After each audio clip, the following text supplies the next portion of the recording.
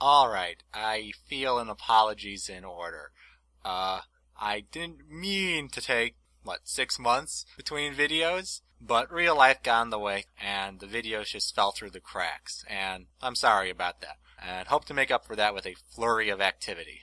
One of the things that kept me from getting a video out sooner was that my parents decided to go on a big trip, and they asked me to do some house sitting for them. Now, they live miles from anywhere on the top of a mountain, and going there in the middle of winter with nothing for miles around meant I had a little bit of free time. So I decided to watch some classic MLP, some stuff from Season 2 and 1, and stuff that I knew I enjoyed. And they were great. I enjoyed them tremendously. And then I decided to watch A Canterlot Wedding. Now, when I first saw A Canterlot Wedding 2.5 years ago, I thought it was absolutely amazing. I thought it was certainly the best finale I had seen up to that point, and it was just great. And I think that's the reaction most people had to A Canterlot Wedding, that it was an awesome, awesome episode. So I decided to rewatch it and see how it held up. I know most people aren't doing reviews or critiques on A Canterlot Wedding anymore, but I figure I'll give you the perspective of someone who's come back to it after a couple years and views it with a fresh pair of eyes, I guess. So with that preamble out of the way, how has it held up? What do I think of A Canterlot Wedding after a couple-year break? Well, I think the best way to answer that is to dive right into the episode and just start at the beginning. The episode is off to a poor start, with Spike announcing that there's going to be a royal wedding in Canterlot, that each of the main 6 will have a role. On further inspection, it is discovered that the groom is none other than Twilight's brother, who she is supposedly really, really close to. Now, Twilight has every right to be mad that Shining Armor didn't tell her personally that he's getting married, but, how close can you be to your brother to have not had any contact with them for 2 years? When I first saw this episode, I had just gotten to MLP about 4 days before, so I just viewed it all as one big arc. It didn't seem odd to me that Twilight's brother was being introduced here.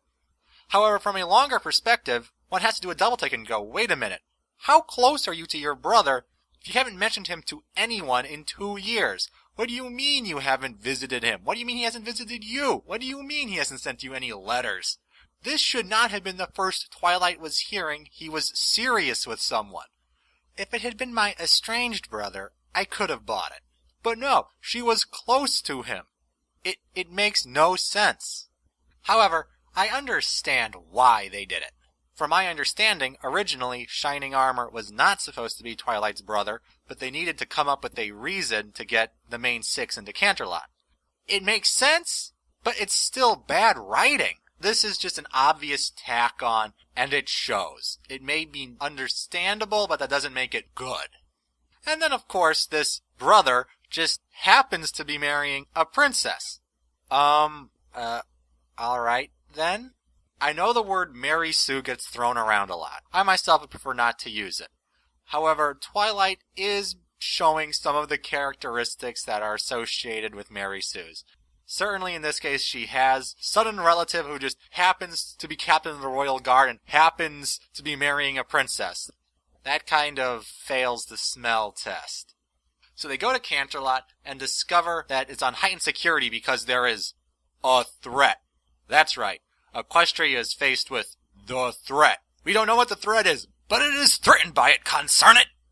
How are you supposed to guard against a threat you don't even know what the threat is? Twilight proved this, and it's about time. Once again, bad writing. It's setting up that there is a problem here, but we don't want to tell you what that problem is. So it creates this really bizarre feeling of, there's something bad going on, but we have no idea what it is, so la la la. So then Twilight confronts her brother, and she gets a beautifully opaque answer for why Shining Armor didn't tell her. That he's been busy protecting Canterlot.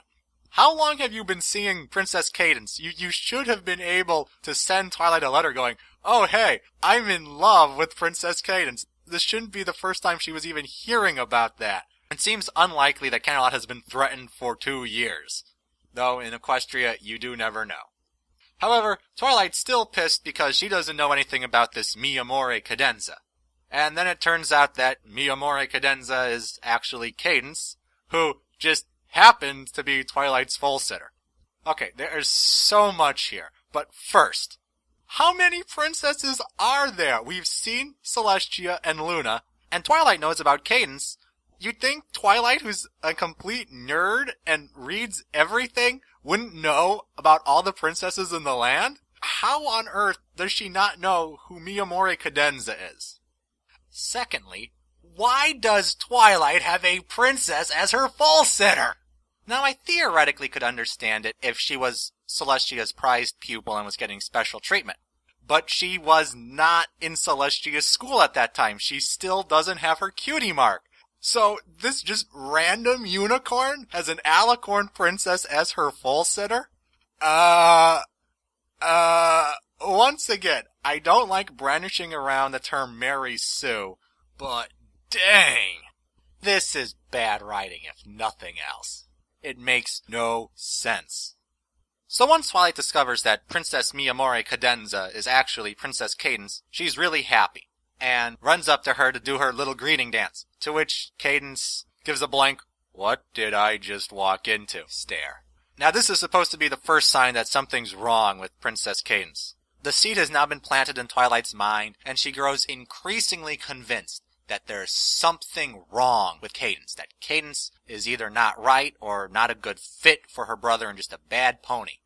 This culminates in her barging in during the practice ceremony and accusing the bride-to-be in the face of everyone of being evil. And then she is smug and proud of herself. Now we've seen a lot of Cadance up to this point, and clearly Twilight is under the impression that she's evil. However, from the audience's perspective, she doesn't actually seem that bad. She may not be perfect, but she seems reasonable. Take her lying to Applejack about apple treats and then throwing out the bag. Twilight takes that as a sign that she's evil. Though it could just as convincingly, or probably more convincingly, be argued that that's actually nice. If you were having a big wedding that you wanted to be perfect, and the caterer gave food that you didn't like, not saying you didn't like it, saying that you love the food, and then, when they're not looking, throw out the bag they gave you, isn't mean. It's actually being nice and sparing their feelings. Most people would say if you don't like the food, you have the right to say, this really isn't what I was looking for. In fact, that's what she does. The gown Rarity makes. She said, it's not really what I had in mind, and then gave Rarity suggestions on how to improve it. This is completely normal. Rarity doesn't seem flustered by this at all. She probably gets this every single day with her job. Heck, we've seen this! This is exactly what Rarity's friends do in Suited for Success. It's hard to really call this evil or bad.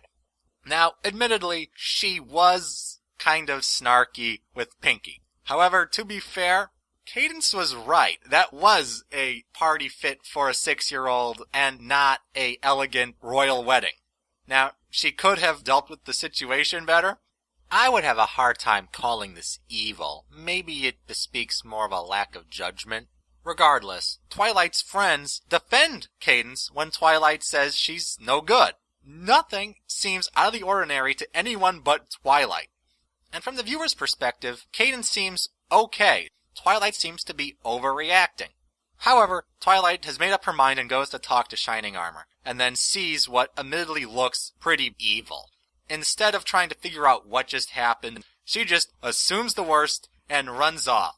We later see that there actually is a rational explanation for the evil spell. Now, it probably actually was evil, but there was a rational explanation for it. Undeterred, Twilight comes up and accuses the bride of being evil, though almost everything we've seen up to this point would suggest that Twilight is overreacting. And so Twilight accuses Cadance in her face of being evil, and so she goes running off crying. Twilight's looking proud at herself for having shown that bad hussy who's boss, and then everyone is pissed as all get out at Twilight. And rightly so. It is great to see Twilight's world collapse on her with Celestia being hissed at her. Twilight behaved horribly here. Atrociously.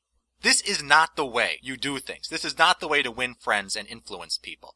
Barging in like that was just a foxpaw of the highest order. This should disqualify her from ever being a princess.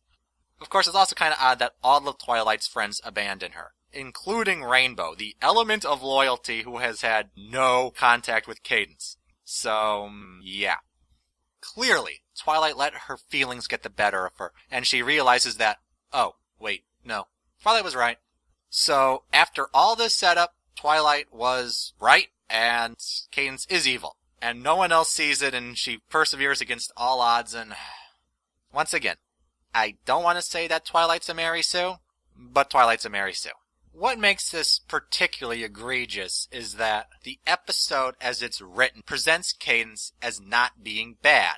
She may not be the best, but she seems perfectly reasonable. Twilight looks like the one who's going off the deep end. The show either needs to say, Twilight's right, and she is right, or Twilight's wrong, and she's wrong. It doesn't work to have it say, she's wrong, and then prove that she's right. It just creates this jarring disconnect with the viewer. Honestly, the first half of the episode is dreadful. It's atrocious. I paused it many times to yell at my screen. The writing was just so bad, and there were just so many plot holes and plot contrivances to make everything work. It's almost painful to watch. I could barely make it through it. Unfortunately, the second half doesn't start out any better. The second half starts with Twilight imprisoned by Cadance in the caves beneath Canterlot, which, conveniently, no one knows about anymore. Why does Cadance do this? It's clear that Twilight has been ostracized by everyone and that has recognized the error of her ways. Why, after you've won, confirm the suspicions of the only person who is suspicious of you? That just seems like bad strategy. Why confirm their fears and trap them in a place that you can't keep an eye on them? Or for that matter, if she's that concerned about Twilight, why didn't Cadance just kill her? If you're concerned, that seems like a very permanent solution, but no, she just traps her in the caves beneath Canterlot, and then she mocks Twilight and leads her right to the real Cadance and proves that no, this Cadance is actually an imposter. Why would you put the two people who could stop you, who know your secret, together, and then leave them unsupervised? It just boggles the mind. And why did she imprison Cadance in the first place? Why didn't she just kill her? I mean, I understand that would be dark for a kid's TV show and that it would kill the story right then and there, but that's not a good explanation. You need an in-show answer for why evil Cadance is behaving in this manner. Also, what was Cadance doing during this time? She's been imprisoned, but she's not restrained in any way.